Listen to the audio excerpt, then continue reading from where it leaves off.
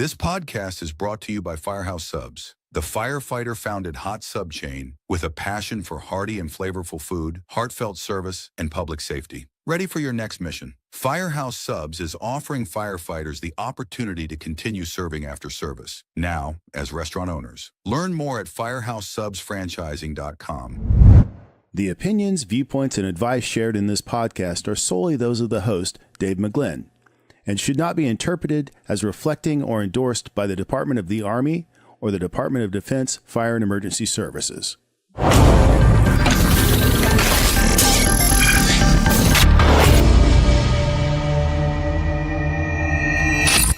right. Welcome to another Fire Engineering Podcast, The Training Officer. I'm your host, Dave McGlynn. Tonight's a special show. FDIC just closed up about a month ago, actually less than a month ago. And call for submissions, call for papers, call for presenters, whatever you want to call it, is open. A bunch of us that are going to be on the show today are on the board. And I've talked to a few people after I was done teaching throughout the week, and then people have been pinging me on the internet asking me what they need to do. So I thought, what better opportunity than use the show and call some of my buddies that are on the board and have you hear from all of us on some of the stuff that we're looking for. Nothing earth-shattering. It's just it's come to my realization that not everybody knows what they really are supposed to do or how they're supposed to put stuff together or what we're even looking for. So there is a process. There's a whole cadre of board members and subject matter experts that review different topics. And, you know, we make our recommendation based on that. So without further ado, I'm going to just do a quick introduction of who I have on a show. So I got Chief Anthony Avillo from North Hudson Regional, New Jersey. One of my mentors growing up, and like literally, you know, it's cool that I get to call the guy friend because I grew up in Jersey and the guy was a big deal. So it's awesome that I have him on. Chief Jim Silvernail, Chief Jason Hovelman, and retired battalion chief, a man who deserves no introduction. I mean, who needs no introduction? Frank Ritchie. You guys might know him because he's got a federal law named after him. But anyway, thank you guys for joining me today. I do appreciate it. I think it's going to be good for people to hear from all of us on this topic. All right, so Chief Hovelman, I'm going to start with you, just because you know it's that's the way we worked it out, right? Yeah. Right. So with FDIC coming up, you know, there's different tracks that people have to pick. And I would like you to just talk about, you know, some of those categories or tracks that you personally review, what you're specifically looking for when you're evaluating them. Yeah. So thanks for having me on, Dave. And it's good to be on with our buddies here. Just a short time after FDIC, but we get most of us get hundreds of different submittals, and we get categories. And the majority of the categories that I get engine work. That includes workshops, classrooms, and hot. I also get leadership and management. I'll also get some of those peripheral topics that I guess fall under leadership management, human resources, the diversity, trying to think, PTSD, some of those things I'll also get. And then I also, if they have submittals for them, volunteer related categories. And so what I'm specifically looking for in all of those, and I know you've got questions on here, excuse me, but a few things right away is, have you taught this class anywhere else? And that doesn't mean a big conference, but have you done it anywhere? Have you been able to deliver that content and get some feedback and refine it, improve it, you know, and make it show ready? Because FDIC is the fire conference, and people spend a lot of money and dedicate a lot of time to see great content and great information, because a lot of them are going to take it back, Dave, and teach it, hopefully, and deliver it at their venue. So we want something that has been tested, if you will. And again, it doesn't have to be at a big conference, but in your department, in your region, in your county, you know, any of those things. And conversely, just because you delivered that class at another big or medium-sized conference is not necessarily a guarantee if you've only done it once. So those are some things I look at. I also like to see that there was effort put behind the description and objectives. I like to know, and it doesn't have to be like 10 objectives, but at least there's three that really good points that you're going to pull out of that content and how you're going to explain that, or what the description is that relates to those objectives, so that it's not just regurgitated stuff, although the topics are similar and even some of the content's similar. But what makes it unique to you as an instructor? How are you pulling your experiences and your background into that particular topic that's going to benefit students? And then it's important, and it's odd to say this, but that you submitted your own work. That you didn't have an aide or an assistant submit for you, that you are the one that put forth the effort. And then have you contributed to Fire Engineering, Firefighter Nation in one way or another? I know you've got that on the list for other questions, so I won't get into great detail on that. And then finally, I want to know where you're from. I want to know how many years of experience you have. I want to know where that experience came from. There was it's not quite as often now, but there was a time period with the last couple of years that for some reason or another, people just wanted to say, I'm Joe Blow and I'm a firefighter. And that's all they want to put down. I don't know if there's some kind of adverse, thought process of not wanting to try to make themselves sound good or whatever, but it's important that we can verify that what you're teaching, you've got some experience in. So, for example, if you're from a department that has no high-rise buildings and you've never had high-rise experience, but you're submitting a high-rise class, that's probably not a good topic for you to bring to FDIC when you got people that live and breathe and work in high rises every single day. And so that background's really important. It's not to compare a volunteer versus a paid. It's just to know that, hey, if you're a 3-year person and you're going to submit a class on chief development, probably not going to get through, right? So those are some things that I look for in those initial submissions. No, I appreciate that, and I love it. I just on a follow up. So one of the processes, if you're a first time person who's submitting, is we also ask you to attach your resume. So now, like, I know not everybody fully gets into the weeds on the resume, but just maybe because I'm a nerd, right? So being a chief and I'm saying the Five Bugle side, maybe you, Jason, and Jim also. When we review people that are new hires, we thoroughly look through resumes and back check stuff. So, like, I think a lot of what you were saying also ties into, like, we're looking for a good presentation, but treat this as if you're applying for a job in the sense that, like, I don't want all the craziest information on your resume, but I want something relevant to justify, like you were saying, your background and that you're a SME, somewhat of a subject matter expert to justify us passing you to the next selection part, So I don't know about you guys, but I share that because when I review, I do look at the resumes. I mean, I honestly do. Like, yep. Maybe I'm a nerd about it, but I just do. No, I think, Dave, to that point, somebody could be a 20-year volunteer, but they've also got management or leadership experience in some other profession that will relate because they've been able to pair up those experiences, right? So, Right. yeah, I think that's important. Yeah, no, I agree. Just to try to make the flow go, if everybody's time goes and we can keep this going right. And I'm just going to jump to you with the same question. If you know, typically what tracks you've reviewed, and what you're looking for, same thing that we just asked Jason, just to hear it from your perspective as well. Okay, so this was me you wanted? I heard you say Ant. So Yeah, you. Okay. All right, so Jason, Jason covered a lot of ground, which is all valuable stuff. So I'm not really going to reiterate all the things that Jason said, although those are all valid points. I kind of look at it. One of the things that I saw when a couple of people I talked to, one guy was a really good instructor, and actually he didn't get in this year, which I was really surprised about.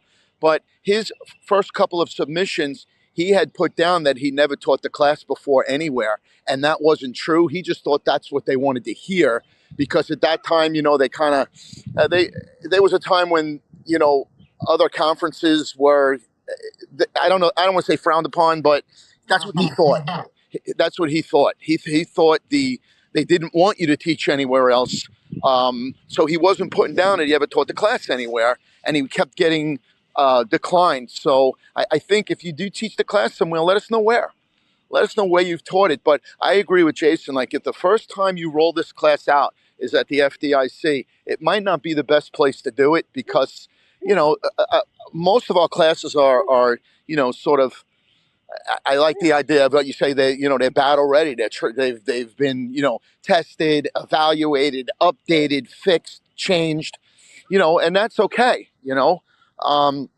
So I think we do need to know where you've taught it, and that you've taught it definitely a few times for sure. The other thing with these submissions, you want to be comprehensive enough with your submission. Don't write a friggin' novel. But the other end of it is when people give hardly any information, I don't think that's really good either. Sometimes you get people give like nothing, it's name and there's just not enough information in there to make a decision on whether you want these people there. So, make sure you give enough information. You're really selling yourself, as Jason said. You're selling yourself. And I'm always looking for new faces. One of the things I always try to do is, if it's a good submission and the guy's never taught before, but he's taught it at the FDIC before, but he's taught it in other places, I always look to give somebody that first shot, because somebody gave me that first shot, I think that's important. The other thing is, I think you need to pay attention to detail in your submission. I've reviewed submissions where, words are misspelled. It's grammatically incorrect. And I got to say that if you're not paying attention to detail in your submission, how detailed are you? You might be a train wreck, and, I don't think I'm going to approve something like that, I generally I do command, I do company officer, I do ladder company operations, so I'm not in the junior leagues there, like some of you other guys with those engine companies. I'm just kidding. I do ladder company. What else do I do? Strategy and tactics, of course. And there's a lot of submissions, and I think people need to submit. You want to submit, and again, of course, write an article. Get an article written. That's one of the things I tell people. Hey, did you write an article yet? No. Well, don't be surprised when you don't get picked. But, again, reiterating just about everything that Jason said and throwing a few more things in here. Hopefully we can help people be successful in teaching at the show. Right. I appreciate that. One of the things that I also noticed, and Frank, you and I talked about this when we did this, when people were getting the Dear John letters, make sure that you pick the right track.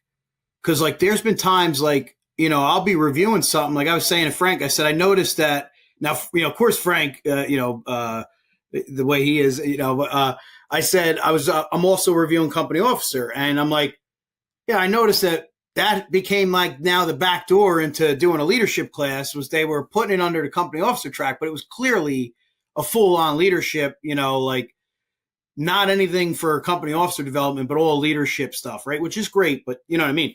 And of course, Frank was like, I love that somebody found the back door, you typical Richie thing. But no, like, honestly, just make sure that you pick the right track.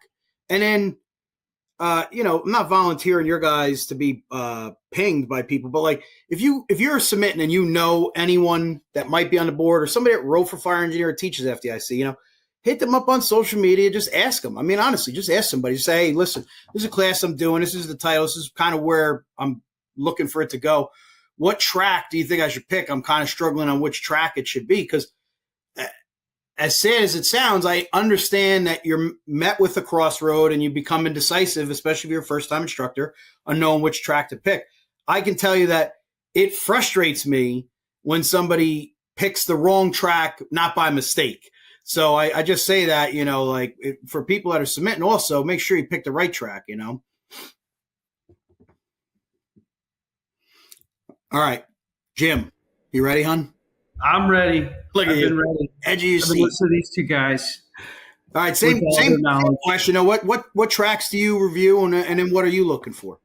Okay, so out of the 700 submissions, no, I'm just kidding. Out of the very numerous submissions I get are leadership, the health and wellness part of it, the mental wellness, ICS, some volunteer. I actually got some rule stuff. I got some wildland and the tactics and strategy. You heard me say I get a lot. We get a lot. All of us on here get a lot. So I think I like what Anthony said is that don't write a book, keep it concise. But where I start looking is just like what these guys said. If you've never taught the class or do not have experience, I automatically put you in a category where you have to prove yourself, which is you got to dig out of a big hole, right? I'm not saying no, but if you've never taught it, you're in a big hole. And then you have to really differentiate yourself because then if you're brand new to this, you got to really differentiate yourself in the fact that I will go to the objectives. If you have clearly written objectives, I think that's the key for me. And make it easier on yourself, bullet point it. So I don't have to read through a book so I can see it right away what your objectives are for the class. And the thing is you want to make it unique too for you. You can't go out there and teach a class that's been done 100 times and expect to get picked over somebody that's done it many times at FDIC. Anthony's right. We are looking for the next person. We are looking for the up and comers because that's really the future of our organization. But if you're going to do PTSD with all the other 100 submissions, you better stand out. You better be somebody that is known or somebody that really has an inside unique track to it, maybe catchy phrases or what have you. But you really have to have a situational awareness of where you stand with the subject matter. Now, saying that, I'm not trying to scare people off. We're looking for it. But once again, your resume really has to fit the class that you're submitting. And I think that's very important. And Anthony hit it, or somebody hit it about, like if you work in low rise areas, don't submit high rise. If if you're not, know what your niche is and stick to your niche. And I think that's how we all got here. I mean, I know that's how I got here. I wrote about the suburban market. I don't write about the urban because Anthony Avila would make fun of me, but I stick to the suburban market because I know that's me. And like I said, Jason's right too. How many submissions have you got that are incomplete, that don't have the resume on there? Because if I say, oh, this is really good, I've never heard of this person, let me go look. And it's like, this person's been on the job 2 years. This class doesn't fit that resume. Nothing against a 2-year person, but if you're going to teach about something, FDIC is not the place to start. Get in front of people in other places and go. And Anthony Avillo, I heard the same thing. People are like, I'm afraid to put on there I've taught somewhere because of the old regime said, we don't want you teaching other places. That's not true. We view FDIC as the major leagues. You got to go through AA, AAA to get it. And we're not arrogant. We just feel like if we're going to provide that, then we really need to provide that product. And I think that's what we look for. Yeah, you have to spend time in the engine company before you can make the ladder. And the only other tip I want to give people is this. When you get to the application, write out your actual component within Word so you can take a look at it. You can word proof it, whatever, and make it sound good, and also save it because there's times where you come over there and that application goes boink. You're like, oh, I just lost it. If you have it saved in a Word file, you're ready to go and just redo it. So that's the one advice I want to give to people. That's great advice. I seriously appreciate you saying that because I do that and I try to tell people that if I get to talk to them is like, open it up, see what the categories are, then copy and paste that category, put it in a Word document, and then answer that yourself and then read it back to yourself. Make sure it sounds right. Like Anthony said, it's comprehensive, but it's not a book, and like Jason was saying, it's relevant and that you're relevant to be justified to teach it. No, I'm with you. I'm so glad you said that because like people do, like they don't save that. You can tell, I'm not knocking anybody. Like it is the big leagues. We're not being arrogant. It's exclusive for a reason. And we're trying to entice you and recruit you to want to be part of it and not feel like you're excluded. We want you to be part of it. So that's why we're giving this information. So like there is a process, and that would be a great suggestion is like, I know I can look at them and I can see who prepared prior to submit and then who just submitted. It's just, so that was great advice. I appreciate you saying that. Yeah, Anthony, I do like, I was going to say that about being concise and being complete. You'll grab me within 3 sentences. After that, I start drifting off a little bit. And it's not that we don't take these serious. We take everyone extremely serious. But when you get to the some that are just like this, no, make it concise, make it good, grab me. And then also, like I said, have a bullet. I always suggest having bulleted objectives. Don't put your objectives in a paragraph format that I have to go find them. If you have it bulleted and I can see, I'm like, yeah, baby, that's perfect, No, I agree. That's great advice. Thank you. All right, Frank. So now I know you're the resident veteran of the group. They've been beating you up. Got knocked out by Austin, number 1 on the editor list right there, Anthony Avillo. Oh, all right. No, I meant you've been on the board for since Jesus was a probie, but what? So I know your tracks change periodically. So if you're not sure exactly what tracks you're going to get, because we didn't get released, I'm sure I'm confident I'm going to get the same tracks, but if you're not sure what tracks you got, at least just tell us like stuff that you've looked for, and then same type of thing, what you're looking for from some submitters, and then we're going to dive into the next part of that, which was the returners. But talk about the same theme we were just talking about now, so we can close that end up. Okay, a couple things, and one thing that hasn't been mentioned: if you don't get in, sometimes it's not you, it's us. Okay, it's like when your girlfriend breaks up with you. So my first proposal in the FDIC, I didn't get in. I didn't go on Facebook and blast everybody. I worked harder and resubmitted. And sometimes you don't get in because there's so many of that type of class that they have to cut it. There's also a little bit of a secret Doge algorithm that they want so many new instructors each time. And they want some different number of veteran instructors. So you could have the best class ever and still get knocked out just because they have other people teaching that have been writing for the magazine for years. So don't ever get discouraged. Just try again next year. Very important. The other thing, to just reiterate what all 3 of the other guests said brilliantly, is when you're a firefighter, there's 3 times in life that you can sell yourself. 1 in your job interview, okay? 1 when you get arrested for a felony, and the 3rd one is when you're applying for FDIC. So think of your career as like a bank account. As you do things, as you work on the engine and finally get to the truck, you're putting that into the bank. And when you take out, all of that information is in your resume to back up what you want to teach at FDIC. The other thing is, I heard the high-rise analogy a lot. Let's break it down. Just because you're from a small volunteer department doesn't mean that what you have to say about what you know doesn't have value, because most of America and most of the firefighters come from small volunteer departments. So don't discourage yourself and say, oh, well, I only come from a small department, so I can't teach this. No, teach something you know, something you're passionate about, and something you do at your volunteer department. Very, very important. Nice. I'll tell you, man, that was...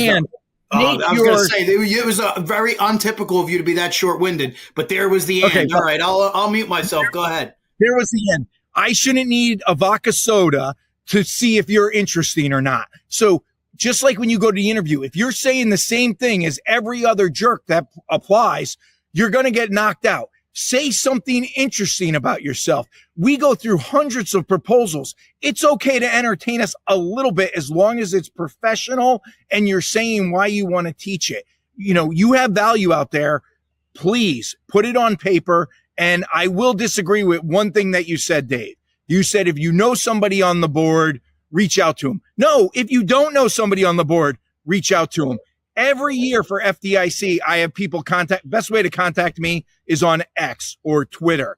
I have plenty of people that I've never met, never talked to, contact me on Twitter and say, hey, will you take a look at this? And I've always said yes. And if you're a board member and you don't do that, you shouldn't be a board member. Hey, Dave, I forgot one thing, if I could say it. And that is, I wanted to say this too. There's a hierarchy here too that we failed to mention, and that is the workshop versus the classroom. Okay, we all know that the 4-hour workshop is kind of so people have to pay for that. They have to register for that. So that is a special thing to get. I'm not diminishing classrooms because, you have guys like Frank Viscusa who won't even put in for a 4-hour because he knows the impact of that classroom. But just understand the classrooms are hard to get. They're much harder to get than the workshops are much harder to get than the classrooms. If you are a first-time submission to FDIC, I almost highly suggest you do a classroom. It's very rare first-timers can get the workshop, the 4-hour workshops. If you don't know, you get 2 submissions. I always put in a 4 and I put in an hour and 45. I've gone back and forth every year on this. It really is not an ego thing. It's great to get a 4-hour because you're there all week, but you have the potential for the hour and 45 to get a ton of people. I'm not saying you're not going to get a ton in the 4-hour, but it seems like they're loaded. But just understand that the 4 hours, there's less of them, and you really got it. You really have to be kind of proven before you're considered for the 4-hour. No, that's a great catch. I'm glad that you said that. Actually, it's going to segue into the next part. So certainly pick the right time frame.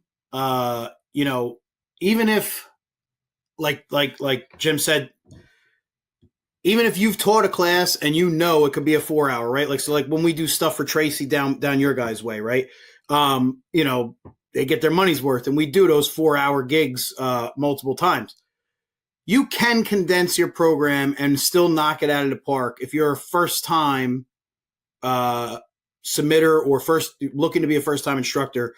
For us, just speaking, I'm the newest, or the youngest, or whatever of the group of all of us that are teaching there. After you've taught X amount of years, sure, do what you were just saying before, Jim, about picking, hey, an hour 45 and a 4-hour. But if you're a first timer, you can submit 2 classes, but just understand that the class that you really want, the one that that is your thing, it's your baby. The best advice is to submit the hour 45 because you have a better chance of getting picked. For all of us that have been teaching for more than a couple of years, we know that 4-hour is kind of like a badge of honor. Like, they don't just give it to anybody because it's a separate thing. People pay specifically and exclusively to attend your course, right?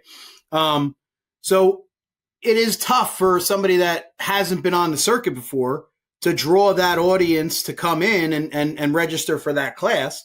So just be cognizant of that. I think it's great advice. It's not to deter you to not do it. It's just be mindful that you might have to dial back a program, and I guarantee you can do it. Like, my class I do at FDIC, you've all been at the 4-hour at MU, but I do the hour 45 at FDIC and it lands fine. It's just, you're able to do it. So it's great advice. So it's going to segue into the next part. Oh, go ahead, Frank. Dave, before you go on, if I could just add one thing, because that's a great point. But if you dialed your class down from a 4-hour to an hour and 45 minutes, the participants that are in your class don't want to hear that I took my 4-hour class and made it into an hour and 45. Don't distract from your own message. They're going for an hour and 45-minute class. Give them the best hour and 45-minute class. And then if they ask you later afterwards, hey, do you have a longer class? Sure. But I've seen some really good veteran instructors diminish their own command, standing in front of the class, saying over and over again, well, this is really a 4-hour class. Yeah. That does not work at FDIC. No, that's great advice. That is great advice. It is great advice because I heard that too. I heard somebody come up to me and say, could you please get your friends, not just friends, but colleagues, to stop saying that because they're all saying it. So it's a good catch. Yeah. No, it is. That's great advice because you're right. Because it would distract the students when they're sitting there. Like, then they're thinking like, well, maybe I'm not getting the full thing of it. And then it also just takes away from the class. Like, you only have an hour and 45. Don't throw out distractors. Knock that thing out of the park. You got an hour 45 minutes. Don't talk about dumb shit. Like, Frank, you told me years ago think it was the first time I ever taught at FDIC. I said, well, I really shouldn't be here teaching this. And after the class, you were like, listen, you did a really good job. It was a good class. Never, ever start a class again telling somebody you shouldn't teach it. You're there. You should teach the class. And I've never done it again since that, you know. All right. So back to you, Jason. We're going to talk about return instructors, okay? So we covered all this for new time presenters, but then we touched on, and Frank really nailed it when he said about, it's tough. You get in your feelings, you go through those stages of grief, and I admire part of it because that means that you cared and you were passionate about it. But don't take to social media and damn the man because of being a victim of that. So, Jason, for you, so what advice do you have for returning instructors that they can strengthen their FDIC submissions and maybe stand out for the upcoming year? I think one of the things that I personally have learned when I do these classes is a lot of times you can remove some things that don't add a lot of value to the class. That when you originally build it, you seem like it's a real good idea, but then you get in the flow, remove some of those non-essential parts of the class so that you can elaborate more on the really good content, and you can provide more examples that are more relatable and going to provide, more value to the students. And then the other thing is, I think it's important to, kind of measure. If you're paying attention to the audience, you're going to pick up areas where you lose them a little bit, or where they're a little more disinterested, and try to remember where that is and retool that part of your program. But I think probably the most important thing to do is to keep it up to date. Fresh pictures, fresh videos, change the slide design.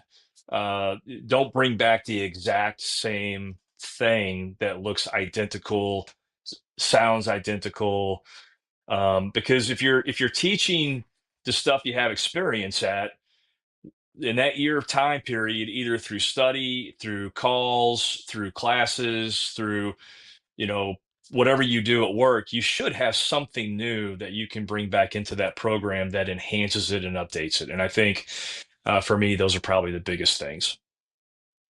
Yeah, no, I appreciate that. I agree. I'll say this: I'm not trying to give you the answers on the test, and then you fake it. If you're a return instructor, let's say this past year was your first year, right? Be sincere, but also let us know that, hey, I taught this class before, and I got some of these suggestions after I read the feedback or speaking to people after the class or whatever, and I've updated some content and I changed some slides around me. But really do it. Don't just say that in the submission, and then next year I sit in your class and I'm like, come on, bro. Like I already know when the punchline's coming. But yeah, I totally agree with that. It's an ever evolving world we're in. The fire service has to stay up to speed on all that. We're teaching at the FDIC. Sure, there's going to be spots and slides and comments that are relevant, that go along with the program and that land really well. Keep those, but update stuff. You have to update stuff. I mean, people are paying a lot of money and taking time away to see you talk about it. If they've heard you say the exact same thing 3 years in a row, like Frank always says about diminishing your command, like you're going to diminish your following, for sure. So I think that's great advice. I appreciate that. Anthony, you ready? Yeah. Unfortunately, Jason keeps saying everything that's in my head. I knew you were going to say that. That's one of the things that I think is becoming stale, and go over your program, look at your evaluations, go over your program, and even if it's just new pictures, but I think new concepts are always. The problem with me is like my programs, they just start getting bigger and bigger and bigger and bigger, and then you have to say, oh God, I can't do this even in 4 hours, and now I gotta shrink it back down. I think also it's important that you do sort of a test run with it, so that you're going to make the time. What else was I going to talk about here? The other thing is, if you've been here a while, if you've done 2 or 3 don't be afraid to submit a different class. This will be coming up, if I'm lucky enough to get picked, this will be 27 years for me. I probably have done 15, maybe 15, almost 20 different classes, you know. Don't be afraid to try something new, even if it's in the same track. Don't be afraid to throw a different slant on that. I'm wrestling at that this year. I've done strategic decision making for 2 years in the pre-con, and I'm debating whether I should put it in for a third or put another class in. So, I'm really not sure. And but that having been said, if I do strategic decision making, from last year to this year, it was a pretty much totally different class. The pictures, the content, it was expanded in areas. So that's what you need to do. You need to look at the class and say, you know what? Because people, if they like what you do, they're going to come back. I've had repeat people a lot of times, and I always say to them, like, listen, you were here last year. Why are you doing this again? Go see somebody else. But they're like, no, listen, you know what? The class was great last year. I have 4 other people with me here now. And, I pushed your class, So I think if you do the same class, change it around, change it up. But again, don't be afraid to step out of your own shadow and do something new. Yeah, that's another great advice is, we get that opportunity to do 2 submissions. So if you know that the one, and I'm not knocking it because, in the teaching world, we get typecasted, but it's not a negative thing. It's because that's our wheelhouse, right? That's the thing we're the SME on. But the nice thing is we get 2 submission opportunities. So if that one works, fine. But, like Anthony said, don't be afraid to throw out a new suggestion. I've only been doing it 8 FDI. I've only taught at 8 FDICs, and I've already done 3 different classes in the 8. Because you gotta put it out there. So I don't disagree. I think that's great advice also for return instructors. Is hey, sure you landed this one well the past couple of years, submit it again. Or don't be afraid to, if you did an hour 45, say in the submission, hey, I feel this is ready for the 4 hour. I've done it 3 years in a row on the hour 45, but then submit the next one. That's something else that you're kicking around or working on. I think that's great advice. I appreciate that. Jimbo. Okay, so I will not reiterate what my friends said, but I agree with them 100%. But one of the quickest ways to get a bad write-up is teach a class that's not according to your objectives. And I hit the objectives, how important that is when you write up your class and you submit it, and you're like, these are the objectives.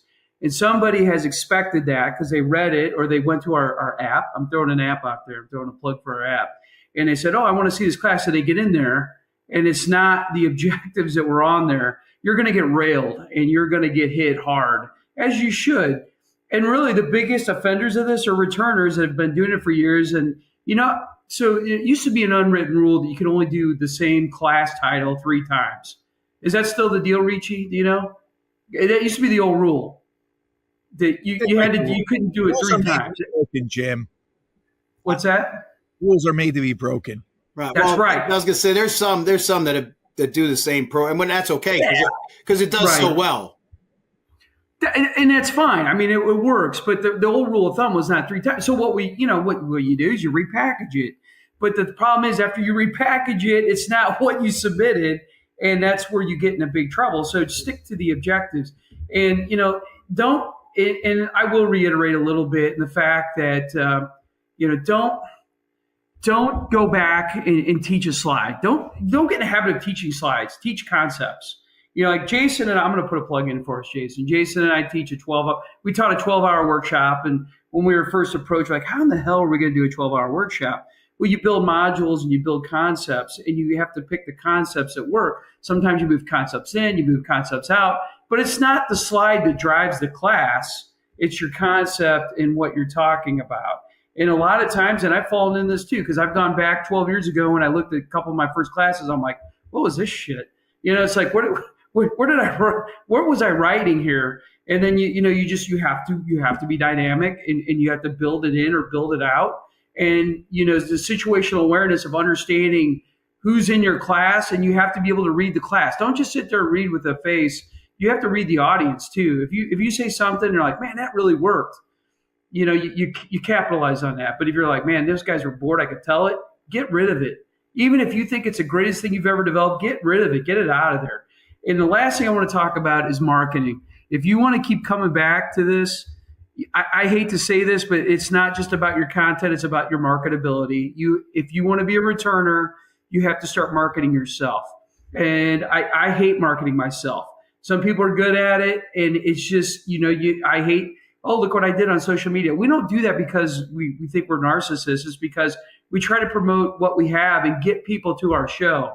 And you have to learn how to market.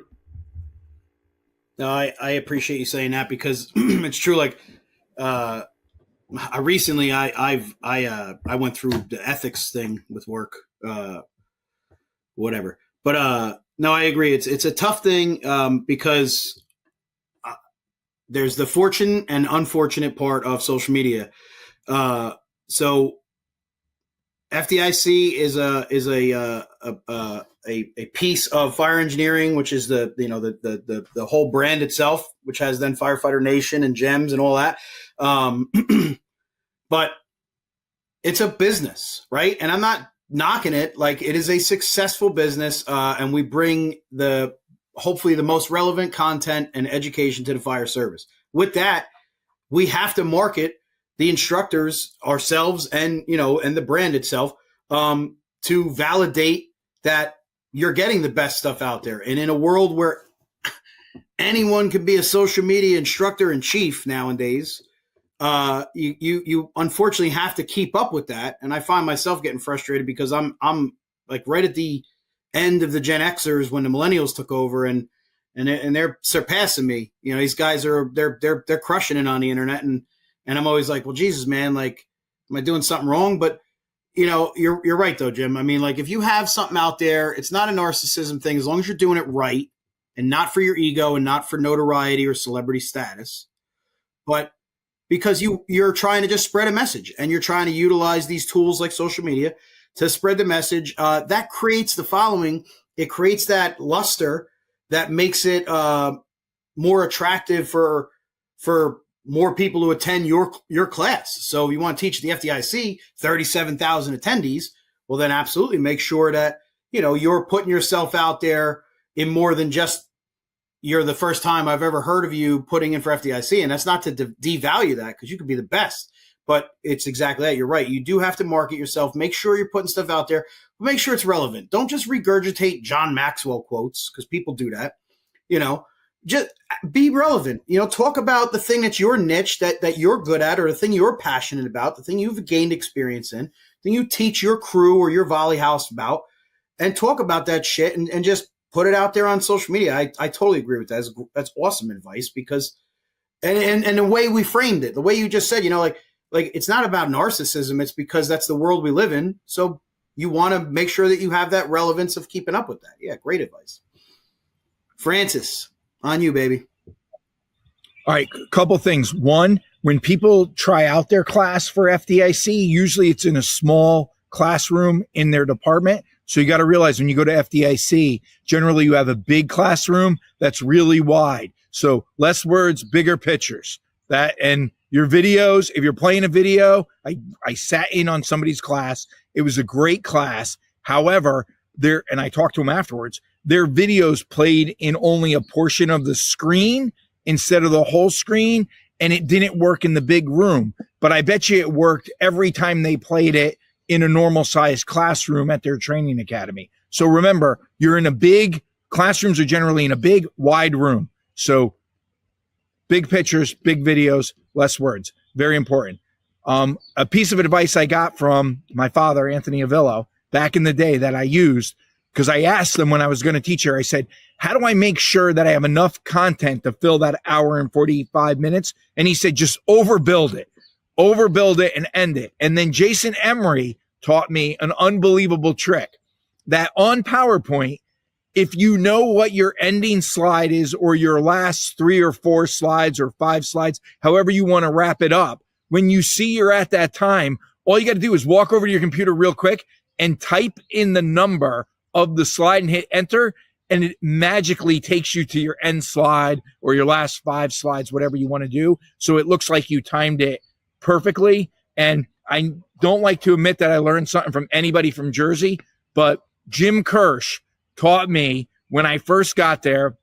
And I wish Avillo was back on this call, because he actually sat in my class this year and he's like, how do you get away with that? And it goes back to Jim Kirsch from Jersey. My first year teaching at FDIC, he said, Frank, when you teach a class, stand at the door and shake everybody's hand when they come in.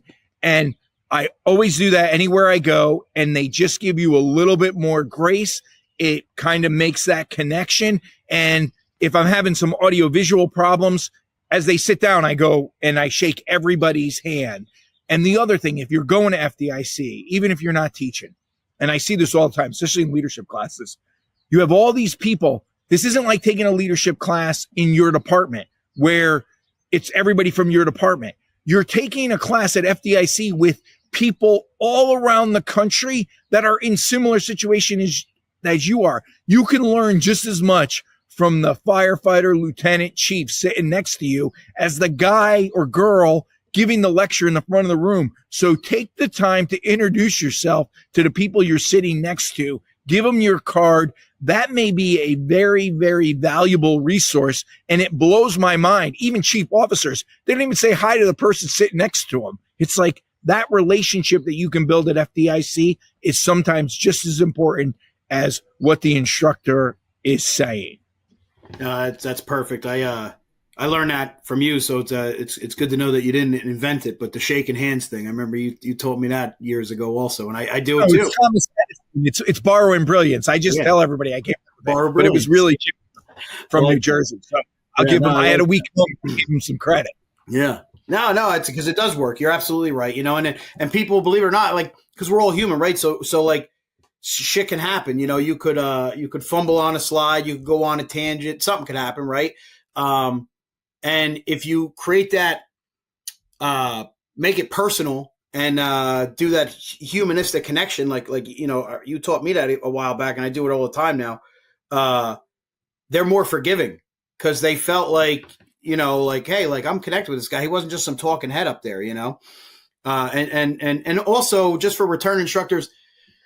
If you've taught at FDIC, and I'll just speak for myself, I've done this. My first time I ever taught there was I stood in the same spot by the screen the entire time, right? And you called me on that again, Frank. Just anything that I've gotten better at being an instructor was because of you basically telling me I sucked at being an instructor.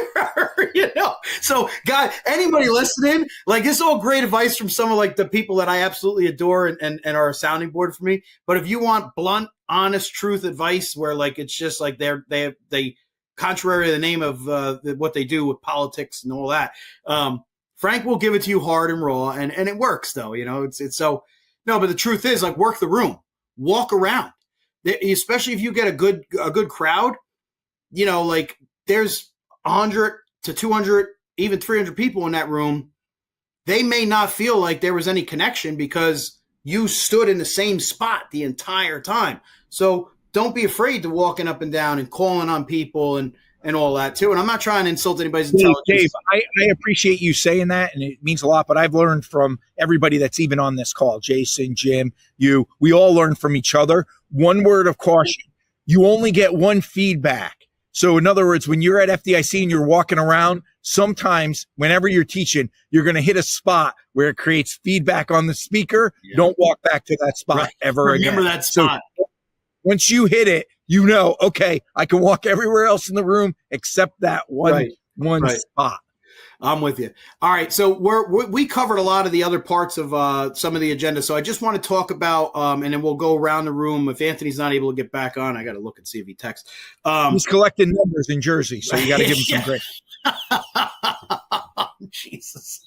No, but so like we just like I touched on before, and like we've been discussing. So other than this stuff, back out there for first-time instructors, but also return instructors. Like, just because you got in, there's a loyalty to the brand because it becomes a family. Like, these are dudes that are on this show with me right now that I never imagined I would be friends with. Not being cliche, but like Jason, like, years ago, I started the Passion and Leading Facebook page, and you would come out with one of your first books, and I had reached out to you. And I just said, hey, I really enjoy it. I really enjoy your message, blah blah. And if you wouldn't mind, I would love for you to follow this thing that I started. I'm trying to start teaching and spreading the message, and just let me know what your thoughts were. And then you went and reshared it and said, like, hey, this is a buddy of mine. Go check it. I remember I texted you or messaged you because I didn't have your number at the time because I didn't know you, And I was like, dude, I just got like 500 new followers. Thank you. And it's not about numbers. I'm saying, like, it is unimaginable what doors will open for you. Truly embrace it. Don't take advantage of it, and don't think you're superior to it. Be humble. It is surreal to me that I have company with people that I looked up to, 10, 15 years ago, and now they're people that I can text and call a friend, right? That said, understand that it is a family, and you should be loyal to your family. So we have, just like your department last name, or your department name is like your last name on your coat, right? Fire engineering is our department name as this cadre of instructors. So if you're trying to teach, you should probably submit to a lot of the content, and that's not a plug. It's just understand, like, you want to be part of that world, you should be part of the world. And then if you're a return instructor, just because, don't let your subscriptions run out. Be part of that world. So, Jason, I'll start with you. Just why is it important for people to subscribe to Fire Engineering and stay connected with the publication?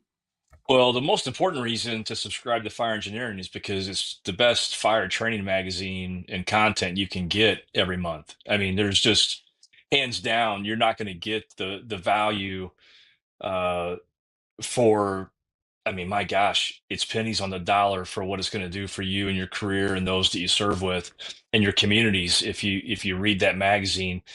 And the quality of instructors, those you've heard of, those you haven't, that share what they've done in that magazine, you just can't put a price on. So outside of FDIC, outside of anything else, GEMS, fire engineering, but fire engineering in particular for us is, I've been reading it for, over 30 years. I wish I still had my collection from that far back, but I don't. But the amount of information that is in there every single month is incredible. And so you do yourself a favor. And I mean, my goodness, if you don't have a huge training budget and all you have is a fire engineering subscription at your department, you have at least one or two drills in that magazine from articles and content every single month, if not every week. So, but you have to read it. And you don't have to read it cover to cover in one day, but read that magazine every single month. And we talk about, if you could improve 1% every day or every week, and then what that compounds, if you could read fire engineering every month, that's that 1%, right? Or 10%. So, but if you're going to contribute to FDIC and you really want to immerse yourself and be a part of this family you speak of, Dave, which is exactly what it is. It's a extended family from our extended family. So we've got our home unit, which of course is our priority, and then you've got our family, our extended family in the fire department that we're with, and then fire engineering is a huge family for us. And it's important that you want to, I guess I look at kind of like FDIC is reaping the benefits of those contributions. It's reaping the benefits of you sharing and sacrificing your time to research and write an article, or to be part of a webcast, or to be part of Firefighter Nation, because there's work and effort that's behind that. And I think for those that do it in service to the brothers and sisters of the fire service, FDIC, when you go to teach there, you've shown that sacrifice, and you've shown that willingness to serve and to share, and that it's beyond just being able to teach at the big show. It's part of being what the intent, mission, and legacy of fire engineering is all about. Yeah, I have no response for that. That's why you are who you are. That's why he's on the A list. But that's why you are who you are. No, that was, bro. I mean, like, literally, like, very inspiring, very accurate. I'm young, I remember when Tommy was writing the back page and the random thoughts, and that was like my favorite thing in the world. I used to read it in the Island Firehouse where I grew up in Jersey, and it was my favorite thing to read that back page and also the other stuff that's in there. I totally agree. Like Anthony getting yelled at. No, but seriously, like the other part of that is the other part of it is like you said though is it is some of the best training content that's out there. So if you're aspiring to teach, that's exactly it. It's not just present. Like we use the word present, and I'm okay with it. I'm not in charge of the brand, but we're instructors and they're students. And while it is, the show and we are presenting, we're passing on information. We're trying to educate people with something, right? So that magazine is synonymous with some of the folks that you're going to see when you attend, and also hopefully you get to teach there.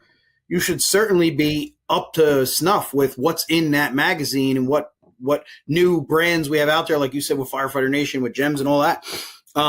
Because it's some of the best training and educational stuff that's available in one publication, So it was perfect. You summed that up amazingly. Jim, your thoughts, same thing. Why is it important to subscribe to Fire Engineering and the whole brand? All right, two things for me. One is it's current, and two, it's vetted. Okay, you know how important that is today? I mean, it's important because this thing called social media has given us all a voice, which is good and bad in certain ways. Because anybody can get on here with a thought and put it out there, whether it's right, wrong, or different.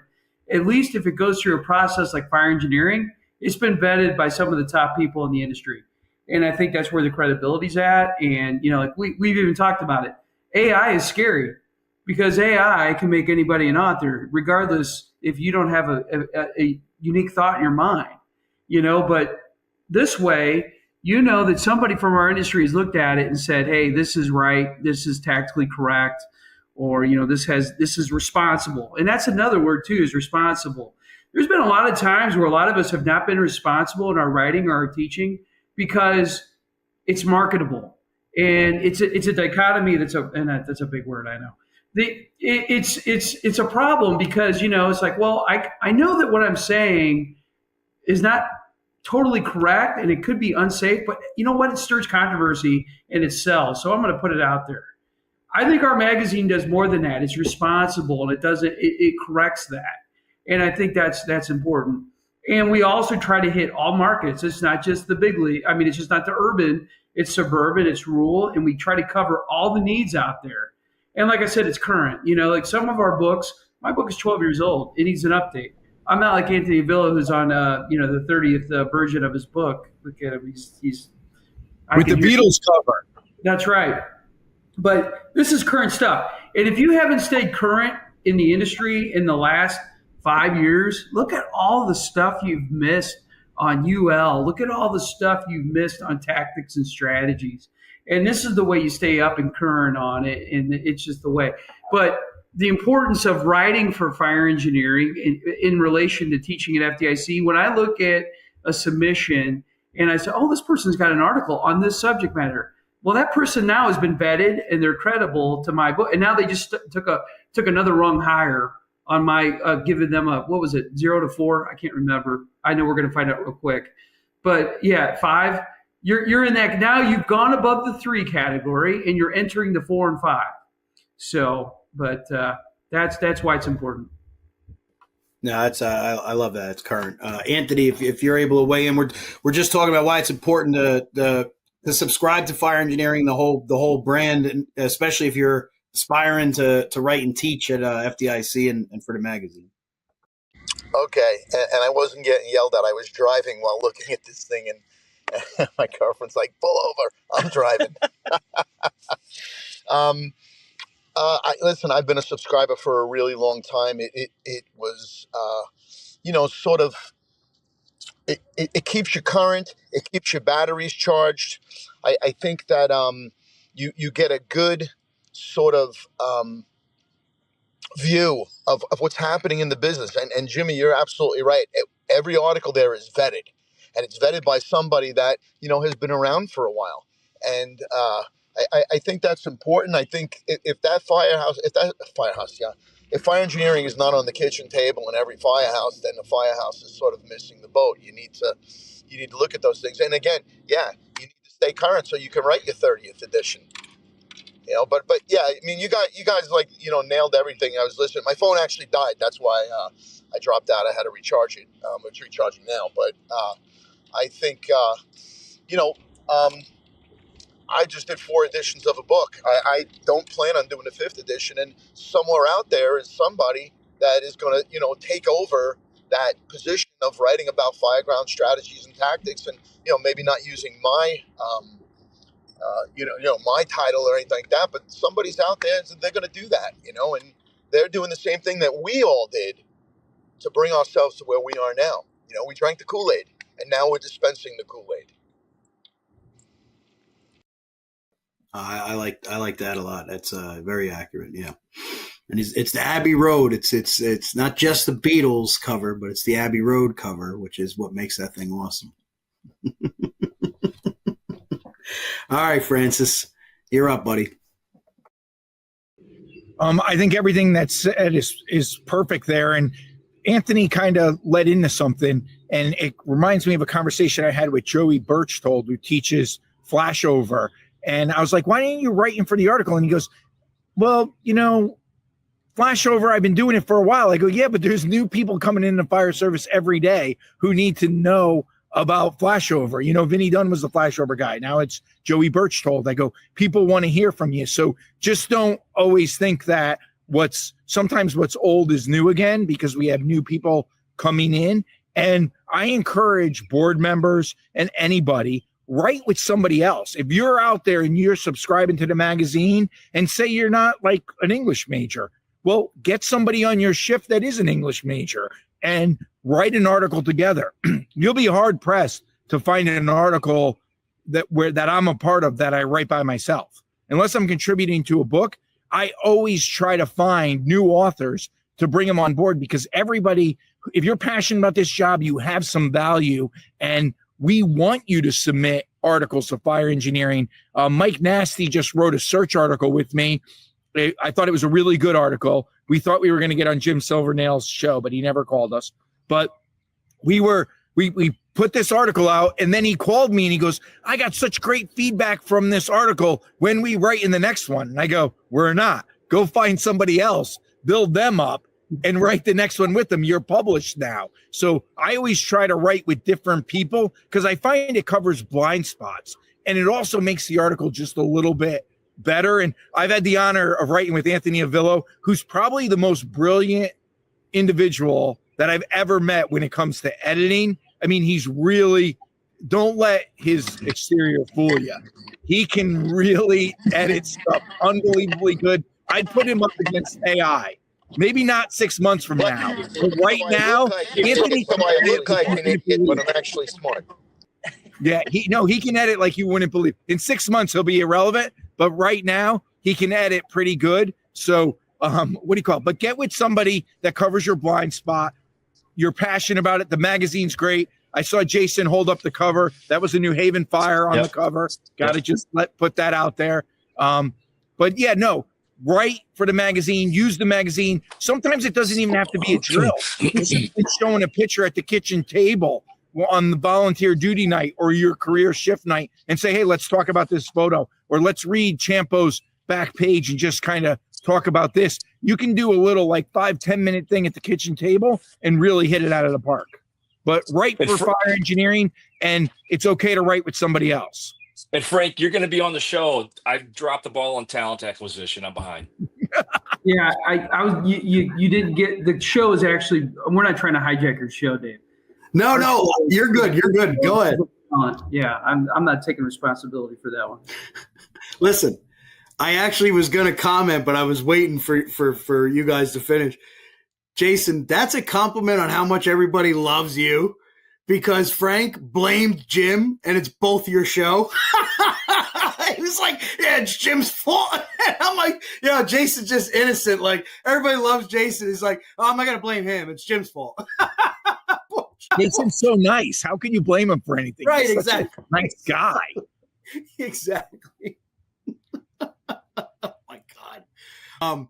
we're past the hour, so I'll just say, any final words from anybody? I'll just say, listen, for all of yous, thank you. I tell you all the time, I'm not being corny about it.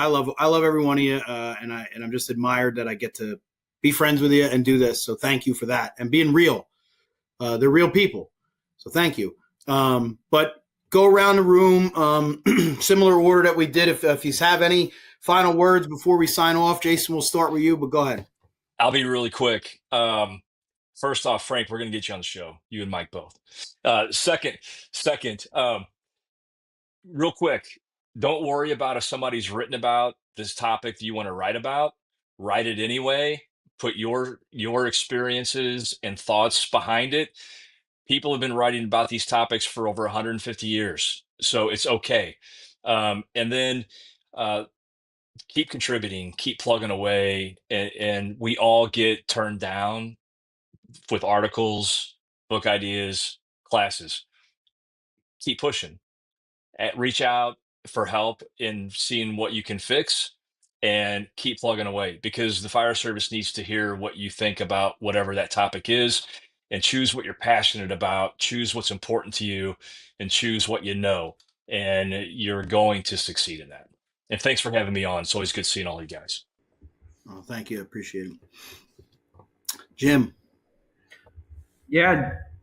Be unique in your approach. Don't be afraid to write about something that's out there, but be unique in your approach.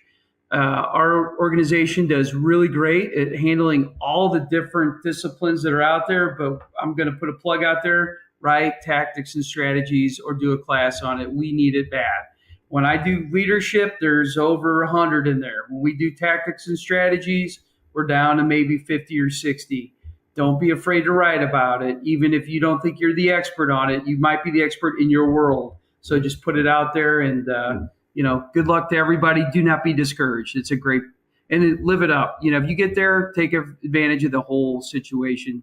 It is the best event of the year. Oh, amen. Anthony, final words from you? Well, I'd like to thank you for having me on here, Dave, and it's always a pleasure being involved with such great friends and great fire service icons. And the one thing I would say is, look, the future people out there, there are people out there that are going to be taking the spots that we're occupying right now. So, sometimes the road may be bumpy, sometimes the hill may be steep, but, keep going. That's what we've done. That's what the fire service always does. And if you want to be a leader, be a leader. Thank you, Dave. Thank you. I appreciate you being on. I do. Thank you. Francis. Call me Francis. First off, it's an honor being on this show. But if I was going to doge this show, Silvernail and I am out, because Jason answered every question eloquently, and then we were all struggling to make up stuff and come up with it. I'd leave Avillo on for color commentary. So Jason, Avillo, and Dave, Silvernail, we're out.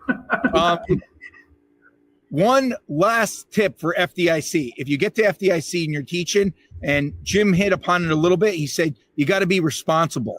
There's so many great people out. If you're teaching the next day, go back to your hotel early, review your class, get up early and get to your class. Do not get sucked into staying out. You can stay out the next night. And I learned this lesson the hard way, because one time I got in at 3:30. I taught the class the next morning, and as I'm shaking everybody's hand coming on, I asked one of the students, I said, is that a black coffee? And they said, yes. So I said, thank you. I took it, walked to the front of the room, and just started drinking it. But in my evaluation, it said, the instructor took my great class, but the instructor took my coffee. So if I can gain what you were saying there, so don't take anybody's coffee that is a student in your classroom, right? Got it.